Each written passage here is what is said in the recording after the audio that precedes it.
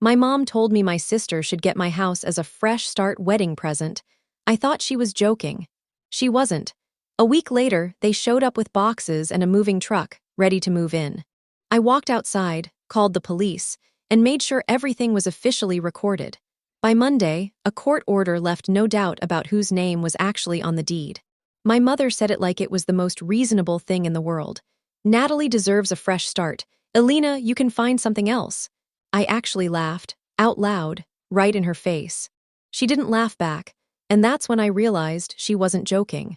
Let me tell you how a single dinner conversation turned into police cars in my driveway, a courtroom, and the moment I finally understood that blood doesn't automatically mean loyalty. I bought my house at 25, a two-story brick home with a small backyard and a kitchen I completely renovated myself. I didn't come from money. My parents never handed me anything. I worked 3 years as a night shift accountant, skipped vacations, drove a car with no AC for 4 summers, and saved every dollar I could find. When I finally closed on that house, I cried in the parking lot of the title company. Alone, because no one in my family even came with me that day. That detail matters. Remember it. My sister Natalie is 3 years younger than me and has always been, in my mother's eyes, the one who needed protecting.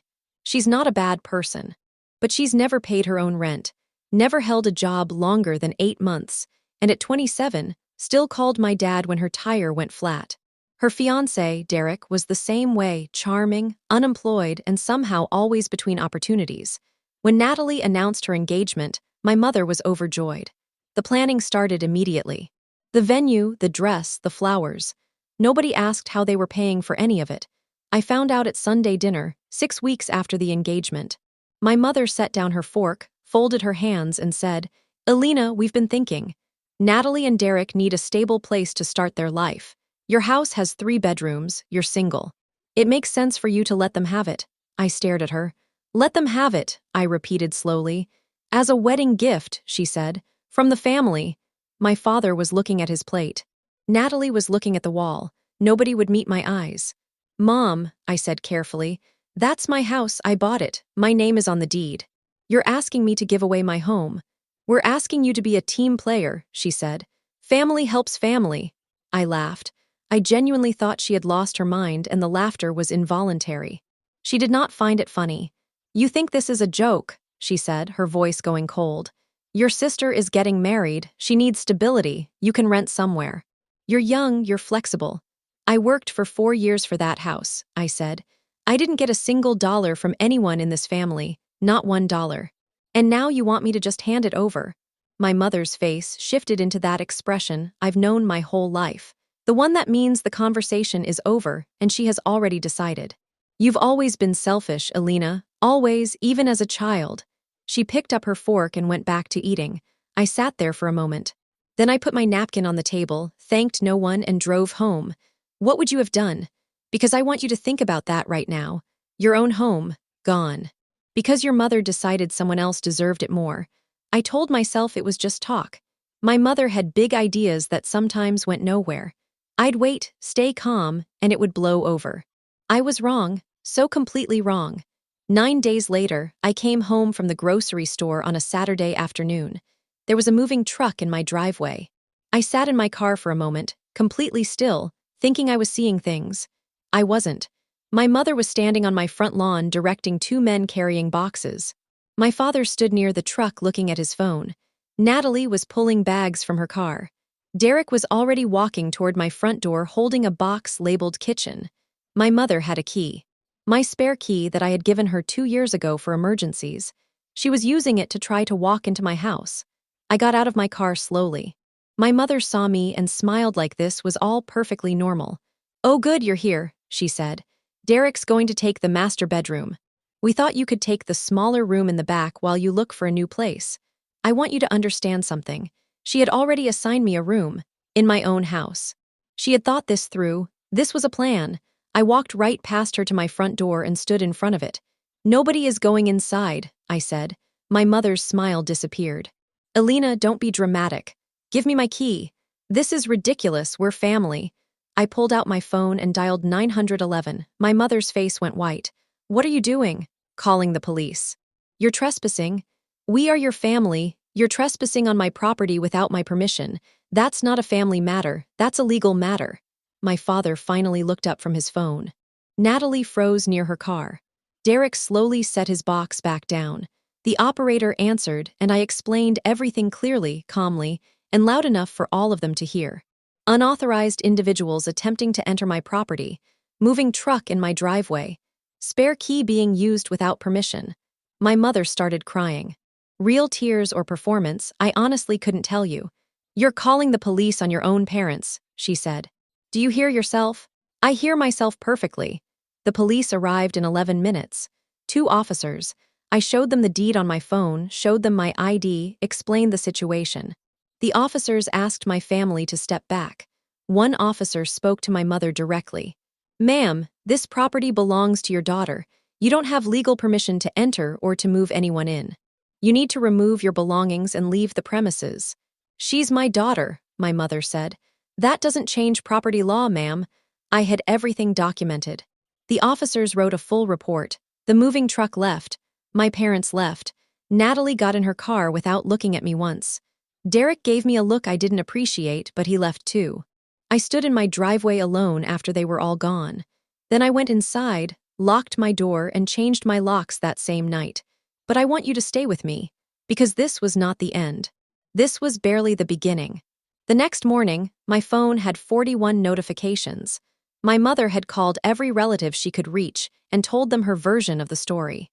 In her version, I had screamed at her in the street, called the police for no reason, and humiliated the family in front of the neighbors over a simple conversation. Cousins I hadn't spoken to in 2 years were texting me that I should be ashamed. My Aunt Rosa called and told me I was breaking the family apart. My grandmother sent a voice message, her voice shaking, asking me to please think about Natalie's future. I sat on my couch reading message after message, feeling like I had fallen into a different reality. How had I become the villain? I hadn't touched anyone. I hadn't screamed. I had simply stood in front of my own door and called the police when people tried to illegally enter my home. And somehow, I was the one who needed to apologize.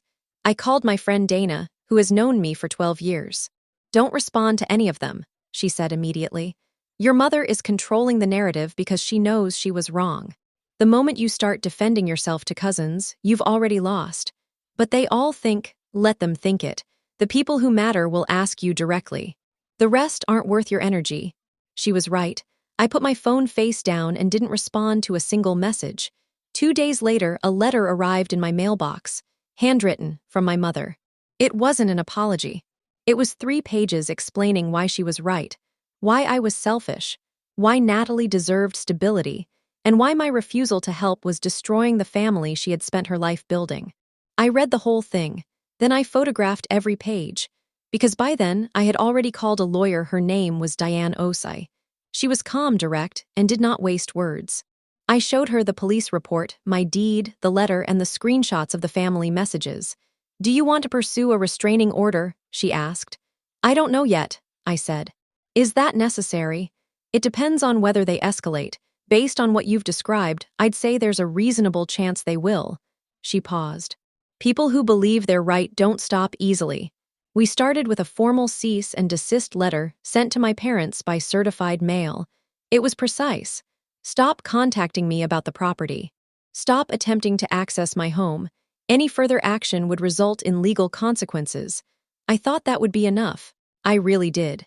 3 days after the letter was delivered, my mother showed up at my office. I work in a mid-size accounting firm on the 14th floor of a downtown building. My colleague Marcus came to my desk and said, "There's a woman in the lobby asking for you. Says she's your mom, says it's urgent." I went downstairs and there she was. Sitting in the reception area, dressed neatly, hands folded in her lap. When she saw me, she stood up and her eyes filled with tears. "I just need 5 minutes," she said. "Please," people were watching. The receptionist, 2 colleagues who had come down for coffee, a client waiting for a meeting. "You received a legal letter telling you to stop contacting me," I said quietly. "You're violating it by being here. I'm your mother. That doesn't suspend the law." Her voice rose slightly, just enough for the room to shift. "I raised you. I sacrificed everything for you. And you're treating me like a stranger over a house." I looked at her for a long moment, Then I turned to the receptionist. "Please call building security," my mother gasped. Security escorted her out. She didn't scream or cause a scene, but as she walked through the lobby doors, she turned and said, loudly and clearly, "You will regret choosing a house over your family, Alina. I promise you that." I went back upstairs, sat at my desk, and called Diane. "File the restraining order," I said. The order was granted within the week. My parents were required to stay at least 500 feet from my home and my workplace. For 3 weeks, everything went quiet. And then Natalie called.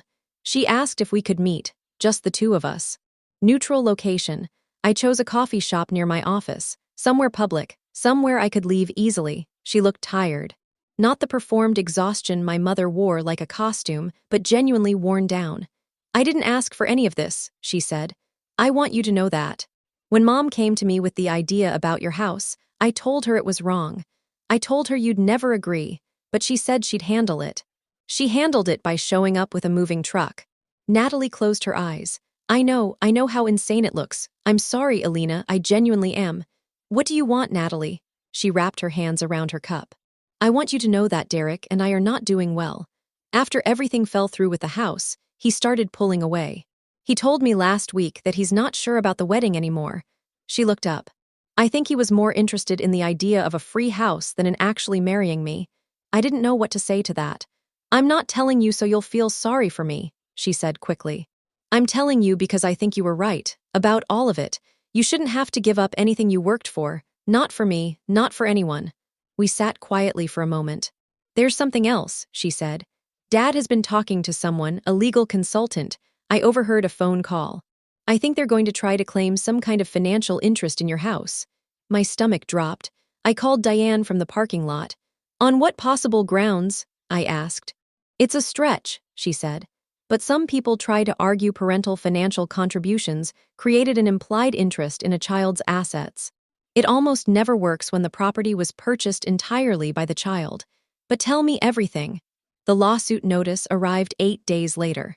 My father was claiming that years of financial support, housing me, feeding me, paying for my education, had directly enabled me to purchase my home, and that he was therefore entitled to partial ownership or financial compensation. I read it 3 times. My father, who had not contributed a single dollar to my down payment. My father, who had not co-signed my mortgage. My father, whose name appeared nowhere on my deed. I called Diane. She was already working. What happened next I could not have predicted. A week before the court date, a package arrived at my door. No return address. Inside was a manila envelope and a single handwritten note. "Alina, your father is not who he's presenting himself to be in court. Look at the enclosed carefully. Someone who thinks you deserve the truth." Inside the envelope were bank statements, credit card records, a loan document. My father had taken out a personal loan 14 months ago. Significant amount. And over the past 2 years, he had made repeated large transfers to one account. Natalie's account. Rent payments, car payments, a deposit on a wedding venue. He had been financially supporting Natalie for years, while simultaneously claiming in court that his family contributions gave him rights to my property. He wasn't just wrong. He was lying to the court. I sat on my kitchen floor for a long time holding those papers. Do you know who sent them? I found out 2 days later when my father's sister, my Aunt Constance, called me. "I sent it," she said simply. "How did you? Your father keeps records in his home office. I've had a key to that house for 20 years. I used it." A pause. "I probably shouldn't have. But I wasn't going to let him steal from you. I didn't know whether to thank her or tell her she'd put herself at risk." "Constance, don't," she said. "You can lecture me later. Right now, give everything to your lawyer." Diane used the documents to file a motion to dismiss. She argued fraud on the court, misrepresentation of financial history, and lack of any legitimate legal basis for the claim. The hearing lasted less than 40 minutes. The judge reviewed the records. Then he looked at my father directly. "You have filed a lawsuit claiming financial hardship and contribution, while simultaneously making substantial transfers to another family member. Is that correct?" My father's lawyer tried to redirect. The judge stopped him. "I'm asking your client." My father said nothing. Case dismissed. Legal fees awarded to me. I waked out of that courthouse into afternoon sunlight and stood on the steps for a moment just breathing. My parents were behind me somewhere. I didn't turn around. Constance was waiting at the bottom of the steps. She handed me a coffee and said nothing. We walked to her car and drove in silence for 10 minutes. "How are you feeling?" she finally asked. "Like I won something I never should have had to fight for," she nodded. "That's about right." 3 months passed. Natalie texted me occasionally. Small things, a photo of a recipe she tried, a song she thought I'd like. I didn't always respond, but I didn't block her either. Derek called off the engagement 6 weeks after the court case. Natalie told me this in a text with no punctuation, which I think meant she was too tired to be anything other than matter-of-fact about it. Derek ended it, said the situation was too much. Honestly think he wanted the house more than me. I stared at that message for a long time. Then I typed back, "I'm sorry. That's genuinely awful. Are you okay?" She called me that night and we talked for an hour. Not about the house, not about our parents, just about her, what she wanted, who she was trying to figure out how to become. I didn't fix anything, but I listened. My father called me 4 months after the court case. His voice was quieter than I'd ever heard it. "I want to apologize," he said. "Not because anyone told me to, because I've had a lot of time to think and I know what I did was wrong." I didn't say anything. I let him talk. "Your mother has a way of making things feel logical that aren't logical. I should have stood up earlier. I didn't, that's on me." He paused. "I'm sending you a check for the legal fees the court awarded. All of it. It's going to take me a few months, but I'll send it. You don't have to, I do. You earned that house. You earned those fees, and you were right about everything." We talked for 30 minutes. It was careful and imperfect and nothing was resolved, but it was something. My mother and I have not spoken since the day she showed up at my workplace. I don't know if we ever will. Maybe there is a version of that conversation that could exist someday, but I'm not ready for it, and I'm not going to pretend I am just to keep the peace. What I learned through all of this is something I want you to think about before you leave. Loving your family doesn't mean accepting whatever they decide for your life. Saying no to the people who raised you is not betrayal. Standing in front of your own front door is not selfishness. Sometimes the most honest thing you can do for yourself, and for them, is to hold the line and let the truth do the rest. My house is still mine. My name is still on that deed. And every morning when I unlock my own front door, I think about that Saturday afternoon in the parking lot when I cried alone after signing the papers. I worked for this. I earned this. Nobody gave it to me, and nobody gets to take it away. So, do you think I handled this the right way? Or would you have done something differently? Let me know in the comments. And if this story stayed with you, even the parts that frustrated you, please like and share. It means more than you know.